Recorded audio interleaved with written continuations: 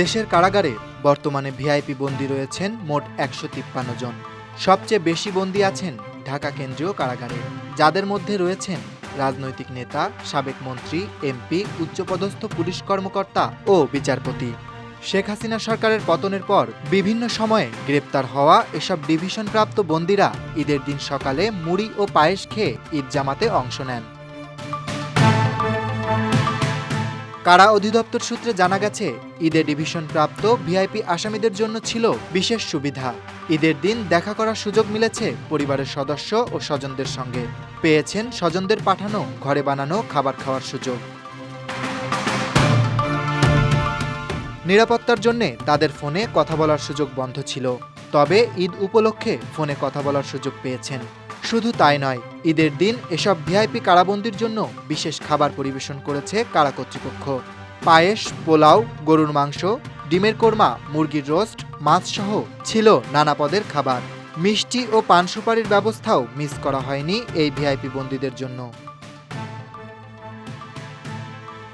কারা অধিদপ্তর ও আসামিপক্ষের আইনজীবীদের মাধ্যমে জানা গেছে, কাশিমপুর কারাগারে আছেন সাবেক আইসিটি প্রতিমন্ত্রী জুনায়েদ আহমেদ পলক, জাতীয় সংসদের সাবেক চিফ হুইপ আসম ফিরোজ, সাবেক সংসদ সদস্য হাজী সেলিম, বি.এম. ফজলে করিম চৌধুরী, এম.এ. মালেক, আব্দুর রহমান বদী, আওয়ামী লীগের প্রেসিডিয়াম সদস্য ও সাবেক এমপি মোস্তফা জালাল মহিউদ্দিন, আওয়ামী লীগের সাংগঠনিক সম্পাদক ও সাবেক এমপি আহমদ হোসেন, সাবেক এমপি ব্যারিস্টার সৈয়দ সাইদুল হক সুমন, ঢাকা বিশ্ববিদ্যালয় ছাত্রলীগের সাধারণ সম্পাদক তানভীর হাসান সৈকত, সাংবাদিক মোজাম্মেল হক বাবু, শ্যামল দত্ত, শাকিল আহমেদ ও দেশ টিভির এমডি আরিফ হোসেন সহ অনেকে। কাশিমপুর কারাগারে নারীদের ভবনে রয়েছেন সাবেক শিক্ষা ও সমাজ কল্যাণমন্ত্রী দীপু মনি, সাবেক এমপি ও হুইপ মাহবুব আরা বেগম গিনি, সাবেক এমপি মাসুদা সিদ্দিক রোজি এবং সাংবাদিক ফারজানা রূপা।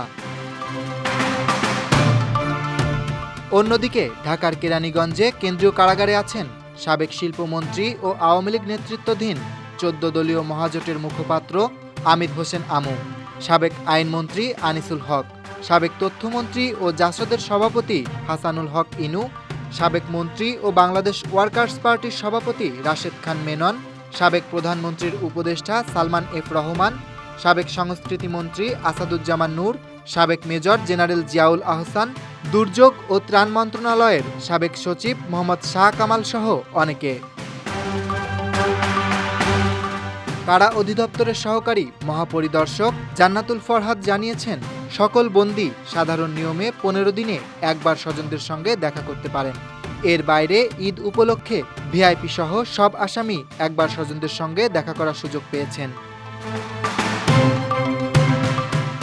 ঈদের ৩ দিনে সব আসামি একবার ৫ মিনিট ফোনে কথা বলার সুযোগ পেয়েছেন। তবে আওয়ামী লীগের মন্ত্রী, এমপি সহ ভিআইপি আসামিদের ক্ষেত্রে কোন নাম্বারে কথা বলা হবে তা আগেই জানাতে হয়েছে। সে নাম্বার যাচাই বাছাই শেষে কারা কর্তৃপক্ষ কথা বলার সুযোগ দিয়েছে। ঈদের দিন প্রত্যেক কারাগারে ভিআইপি বন্দীদের একসঙ্গে নামাজ আদায়ের ব্যবস্থা ছিল, সাধারণ কয়েদিদের সঙ্গে নয়। এদিন কারাগারে খোলা মাঠে ঈদের নামাজ পড়ার ব্যবস্থা করা হয়েছিল। Dhaka express desk report.